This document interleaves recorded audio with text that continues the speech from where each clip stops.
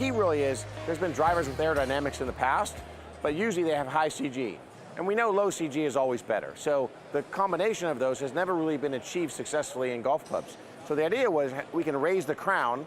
Raising the crown actually helps aerodynamics, but you still want that weight back. So the speed back is the area in the back that actually lowers the weight. So we're able to get great performance from low CG and faster speeds. And it's faster club speeds. You know, we know there's a limit by the USGA that we can't go any faster off the face, but we can get faster for a club speed. That's going to help every golfer hit it farther. You know, the whole idea of the design was something to really refreshen our product. And one of the things that we looked at last year with FA was pretty neutral. You know, we had a grayish and a blackish, if you will. And one of the things we worked a lot with Ricky on was the design and the colors and the cosmetics, as well as the alignment and the shape and the dress look and all those things. And Ricky was very excited about moving it away from more of a neutral look into something more exciting. You know, we know that golf clubs are bought with emotion in many cases because people want to love their golf club, they want it to play well, they want confidence. So giving something a little bit more exciting to look at is very beneficial to their whole mentality of playing golf. So it also brings a lot of visibility when they play it on tour and win right away. Everyone sees that and they can say, wow, that new Cobra driver really looks good. And when they go try it, we're going to see some success with that. So it's really about the whole visual appeal. We've also continued with movable weights. That's a great feature. We do it very effectively and doesn't add a lot of cost or negatives to performance.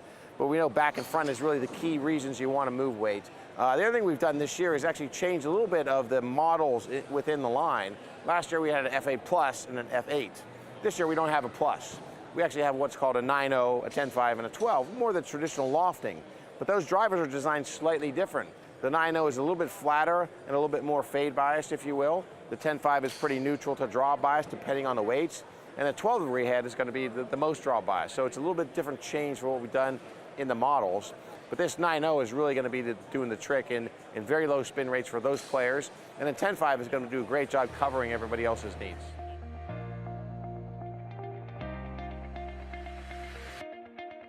Well, what we found in some research that we did, as well as when you look at data from people like the TrackMan, people who categorize a lot of data on how golfers present the club to the ball.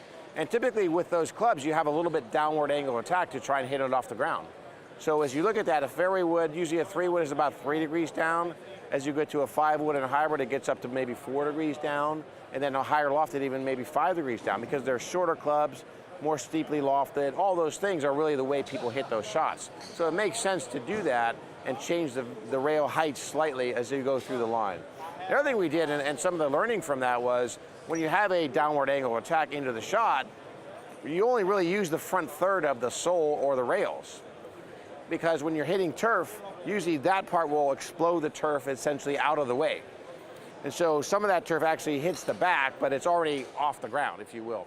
So when you learn that, you say, oh, well, that's interesting. Now I can actually change my weighting in the back. Now, normally these weights would be kind of in line with the sole, but you see here the speed back actually raises it up a little bit. So it's more in line with the rails. What that does is that lowers the center of gravity of the club.